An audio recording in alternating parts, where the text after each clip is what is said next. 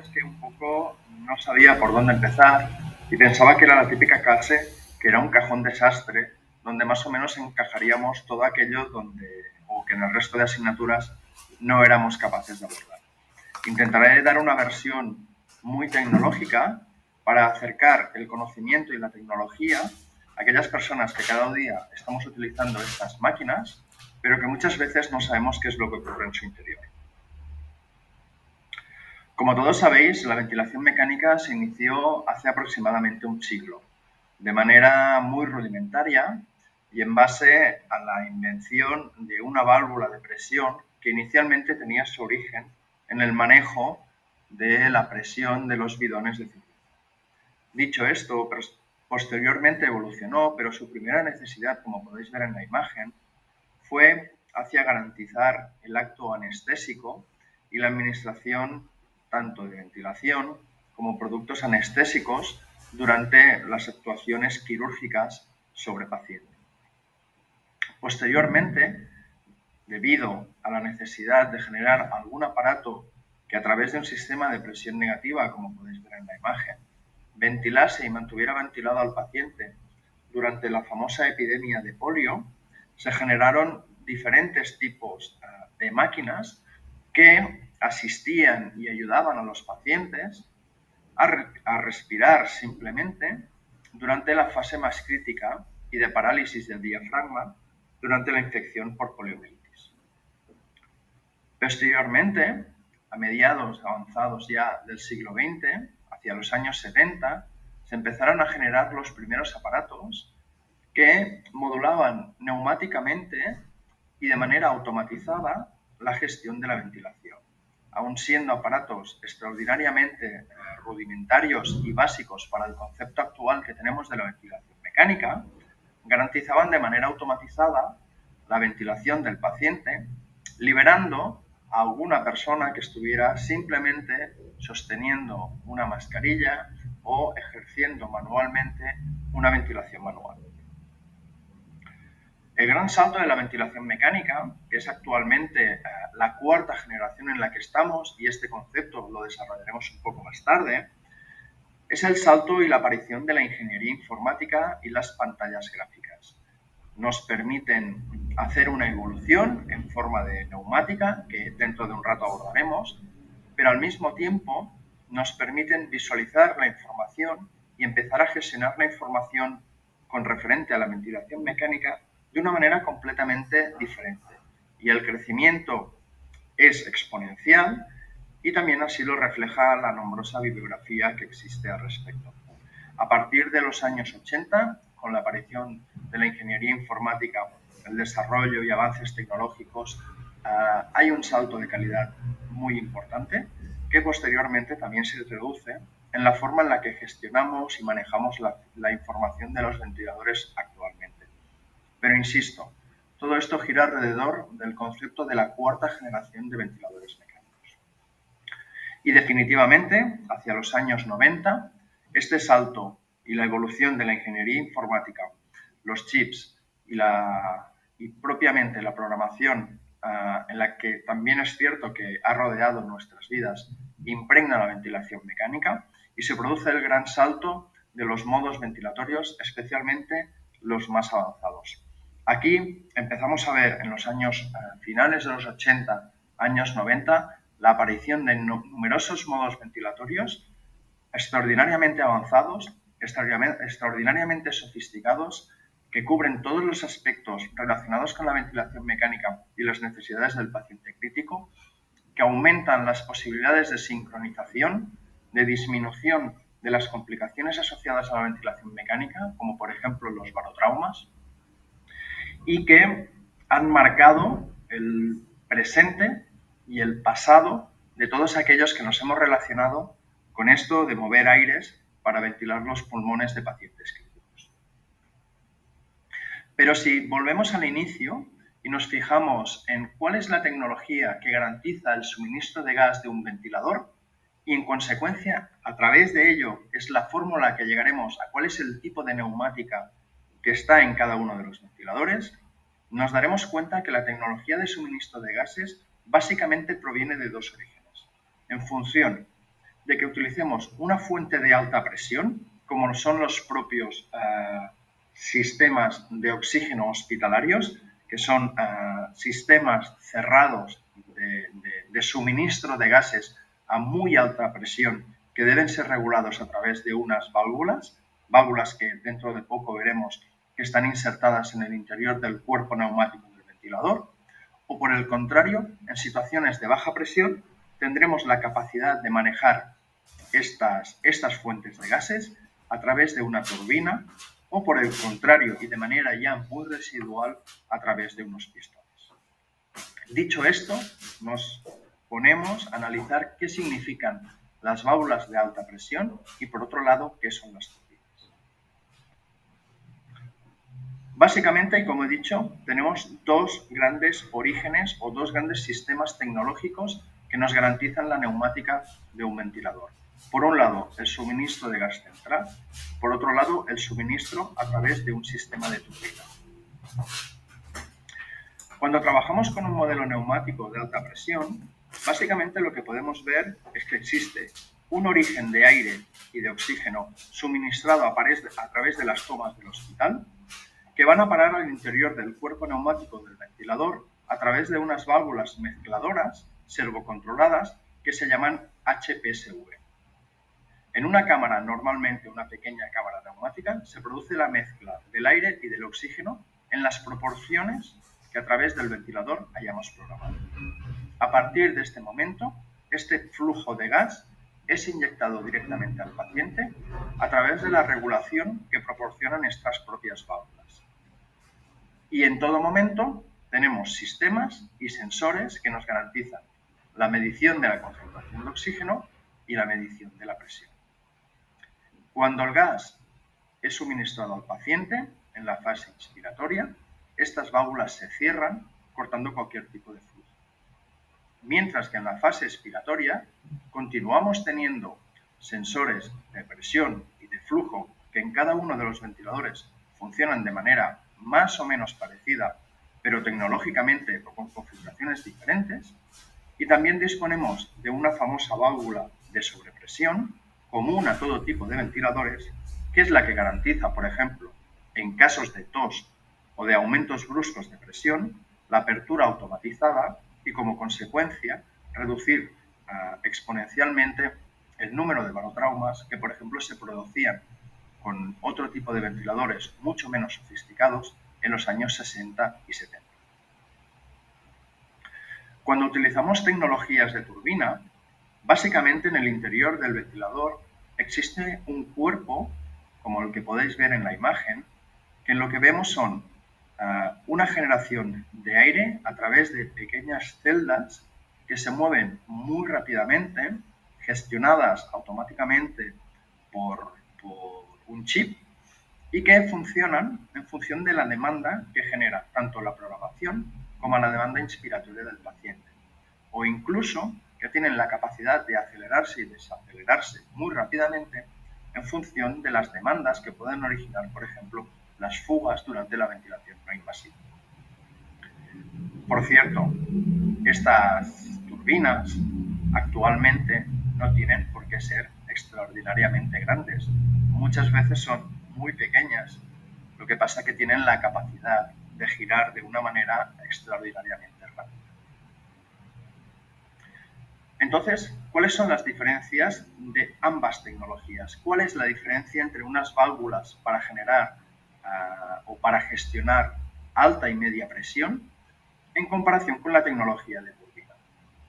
Básicamente, las válvulas de alta y media presión son válvulas que lo que hacen es generar proporcionalmente el flujo que les viene de la pared y, por lo tanto, lo que están es gestionando una presión administrada desde un sistema central de oxígeno y de gases que proporciona el hospital. Estas válvulas, para ventilar correctamente al paciente, necesitan mucha presión, de manera que el suministro del gas tiene que ser proporcionado, insisto, a través del sistema de gases centrales del hospital. Por otro lado, la válvula lo que hace es generar o gestionar el flujo que se entrega de manera constante, abriendo proporcionalmente la válvula en función de la demanda del paciente o de las necesidades de programación, tanto para los modos mandatorios como para los modos espontáneos. Por contra, la turbina en realidad lo que es no es nada más que una rueda giratoria, que lo que hace es administrar y gestionar el gas de la respiración en función del aire ambiente más el aire que se proporciona a través de una fuente de oxígeno, que no tiene por qué ser de mucha presión. Puede ser o un cilindro de oxígeno o simplemente a través de un compresor. Los compresores obviamente generan mucha menos presión que el sistema de gas centralizado del hospital. Por tanto, las turbinas lo que hacen es generar en su interior la compresión a través de la cual son capaces de administrar los gases que el paciente necesita. Por tanto, ¿cuáles son las ventajas de cada uno de los modos o cada uno de los sistemas? Las ventajas de gestionar unas válvulas de flujo proporcional residen en que detrás de ellas existe una muy avanzada ingeniería informática que les permite mayor precisión, muchísima más rapidez en los microajustes, lo cual nos lleva a permitir que estos ventiladores, los de gama más alta especialmente, sean capaces de desarrollar y gestionar los modos ventilatorios más sofisticados y más avanzados. Por el contrario, las turbinas, al ser neumáticamente de mucho menor peso y volumen, ser mucho más rápidas en la gestión de las fugas, especialmente si en el caso de la ventilación no invasiva estas fugas son inestables, lo que nos garantizan es mucha más movilidad del equipo con independencia de los gases centrales del hospital. Por lo tanto, para situaciones de ventilación no invasiva o incluso traslado hospitalario, se muestran más efectivas que los sistemas de flujo proporcional. Bien, si pasamos a la necesidad de monitorización de los parámetros, lo que veremos es que existen muchos y diversos tipos de valores a monitorizar. No solamente es la presión en la vía aérea, los flujos que nos controlan el volumen, sino que también ya hemos empezado a apuntar la necesidad de controlar continuamente las concentraciones de gases, como por ejemplo el oxígeno o incluso el CO2. Desde el punto de vista de la monitorización, es necesario identificar potenciales fallos que tenga el equipo, tanto fallos de suministro como de dosificación, como fallos de los sensores o incluso de los consumibles asociados al uso de estos equipos.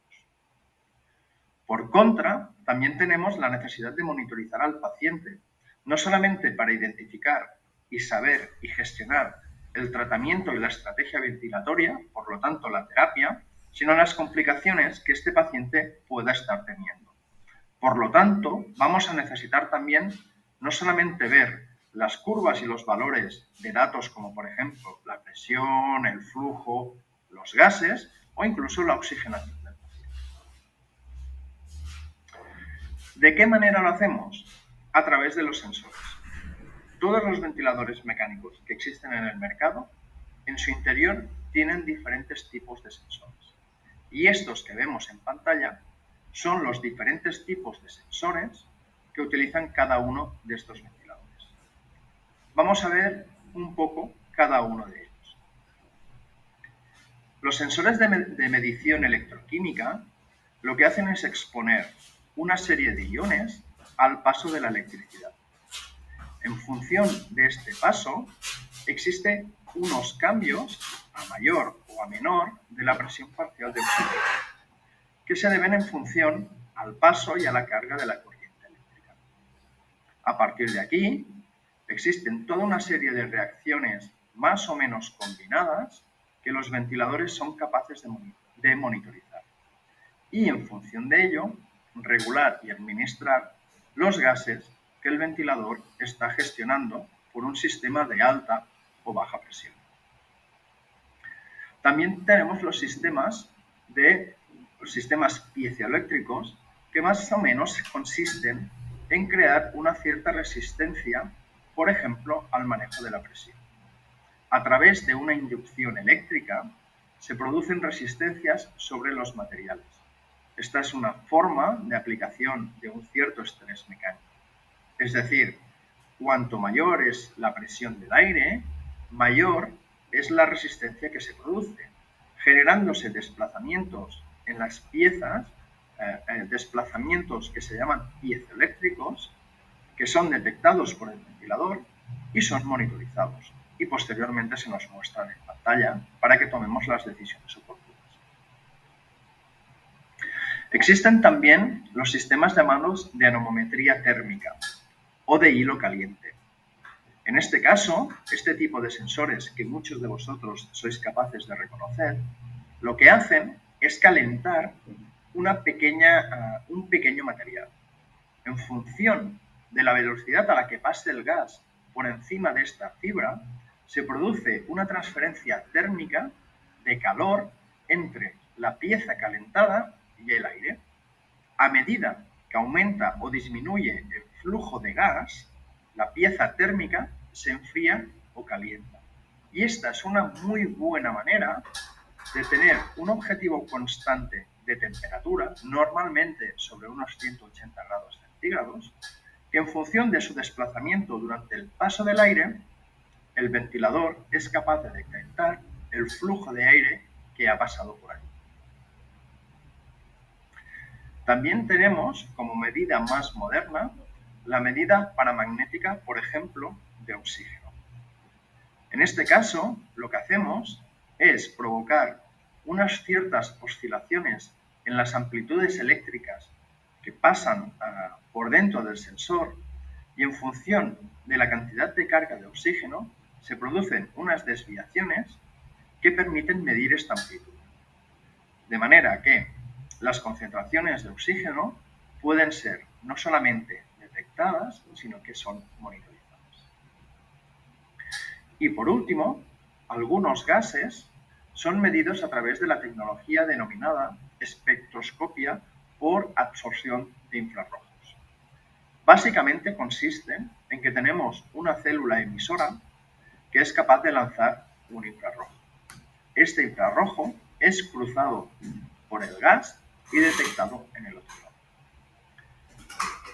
Todos los gases tienen una diferente amplitud de absorción de los diferentes infrarrojos.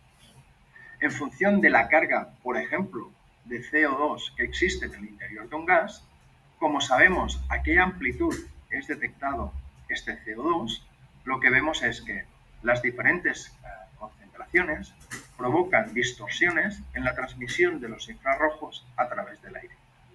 Y esta característica es monitorizada y expresada a través de la monitorización que nos garantizan los sensores automáticos de cualquier ventilador.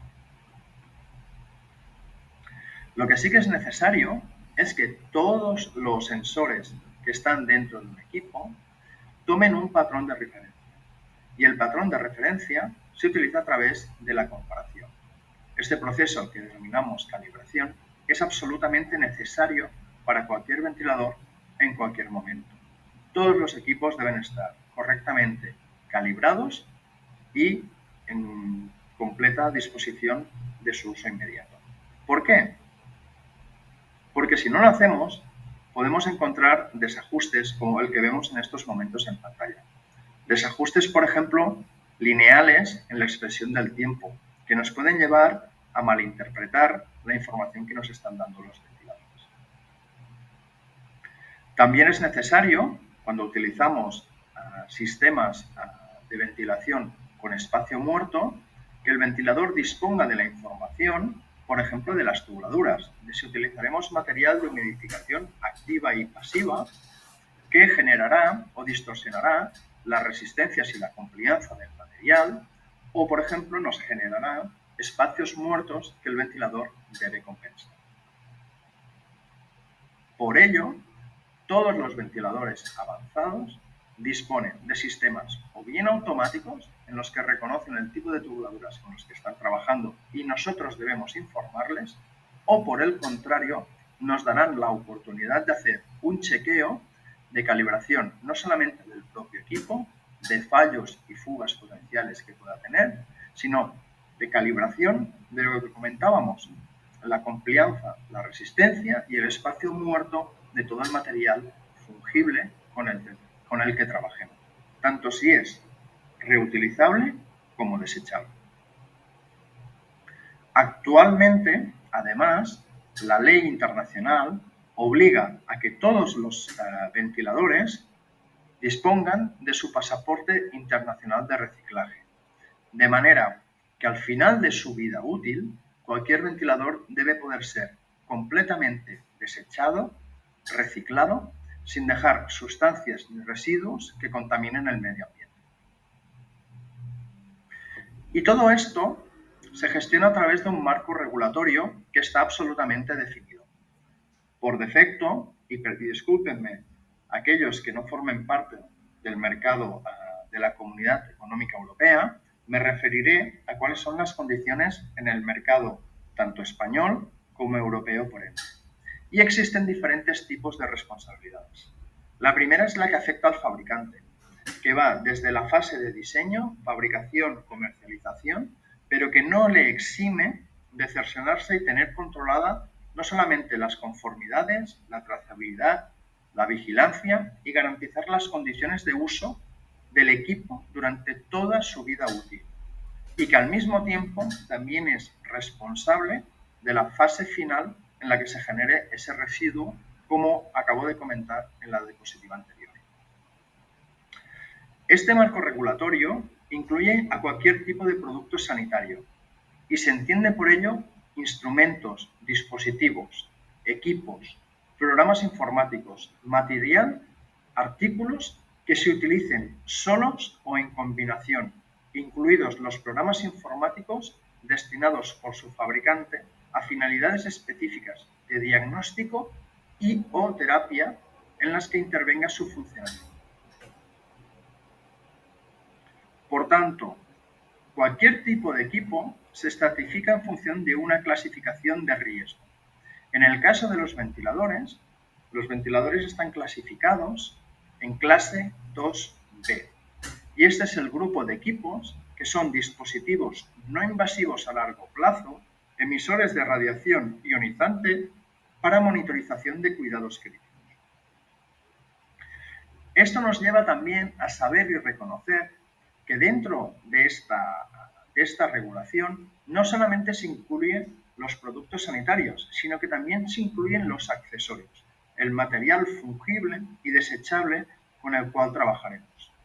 Estos reciben el tratamiento idéntico al de productos sanitarios, de manera que según la legislación, en lo sucesivo se deben tratar también y se denominan como productos. En el caso de España, que es mi ámbito de trabajo habitual, solamente pueden utilizarse productos por profesionales debidamente adiestrados y cualificados en las condiciones y según las finalidades descritas por el fabricante, que recuerdo que también forma parte de la cadena de valor del producto durante toda su vida media y que también tiene responsabilidades legales. Los productos deben estar debidamente y adecuadamente mantenidos para que conserven la seguridad y las prestaciones previstas por el fabricante en su diseño y uso. La ley también permite las garantías sanitarias y una serie de requisitos esenciales. Básicamente, estos productos deben ser mantenidos adecuadamente hasta que se garantice no solamente el periodo de utilización, la conservación de seguridad y las prestaciones previstas desde el punto de vista del fabricante. La ley también obliga a saber que existen diferentes tipos de sanciones graves y muy graves en función de que se cumplan o no todos estos puntos que hemos relatado. Por lo tanto, ante cualquier tipo de duda, siempre debemos referirnos y ir al manual de usuario, ese que es un gran desconocido. Y nunca pensar que solamente con la experiencia tenemos suficiente para manejar nuestros ventiladores. Debemos saber que la no utilización correcta por personal no cualificado, aparte de los problemas de seguridad, puede ser motivo de sanciones graves. Pero volvamos un poco a la tecnología. Al inicio de esta presentación he comentado que me he referido hasta este momento a la cuarta generación de ventiladores. Me encanta este artículo que publicó el doctor Robert Kamarek, en el que definía que hasta el día de hoy, en el año 2011, habíamos visto el desarrollo y la implantación de 4 generaciones distintas de ventiladores, a los cuales me he referido. A partir de este momento, él comentaba que existe una evolución tecnológica, que también vemos en el resto de ámbitos de nuestra vida, que afectará a los ventiladores mecánicos. Y él pronosticaba que en el futuro lo que veremos es cada vez más sinergia en la creación de ventiladores que cubran a todo tipo de pacientes, tanto para necesidades en modos invasivos como no invasivos. Esto nos obligará, como hemos visto al principio, a una cierta evolución tecnológica en la neumática de los equipos. Que los protocolos y su manejo se incorporarán en la operación básica del ventilador, en la operativa diaria. Y esto ya lo estamos viendo en los ventiladores más modernos. Él pronosticaba también que en el futuro lo que veremos es la aparición de alarmas más inteligentes, de sistemas más avanzados en la monitorización. Y que incluso veríamos sistemas cerrados de ASA clínica en los cuales los datos que genera el ventilador del paciente y de su monitorización servirían para que, de manera continuada, el ventilador tomase datos que afecten clínicamente al paciente. En definitiva, él pronosticaba que estábamos entrando ya en la quinta generación de ventiladores que básicamente se definirán como inteligentes.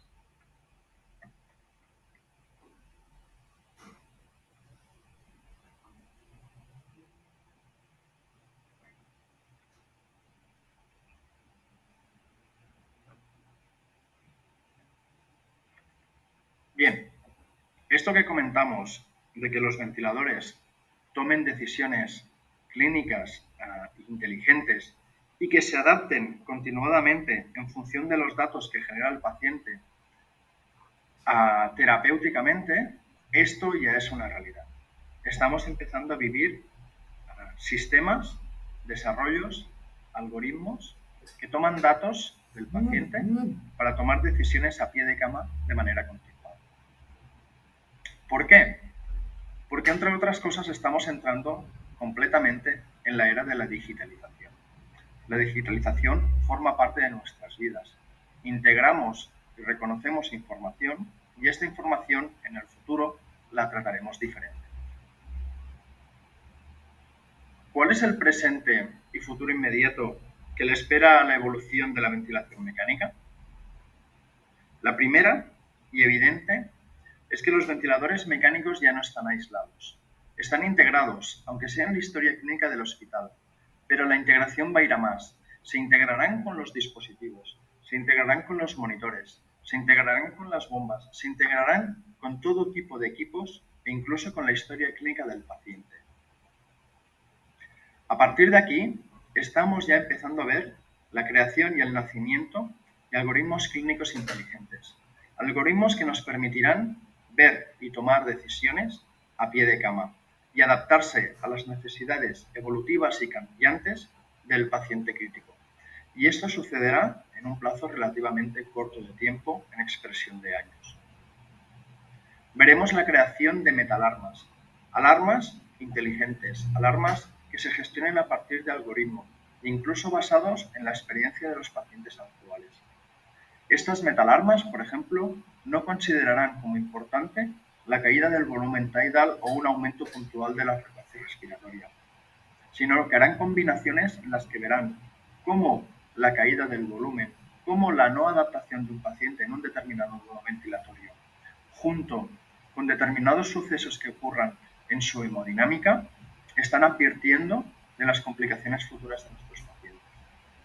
Y todo esto será posible porque hemos entrado ya en un tiempo que no tiene marcha atrás, en el que se ha generado toda la información procedente de lo que se llama el Big Data. Pero este es el motivo de una clase más profunda y más avanzada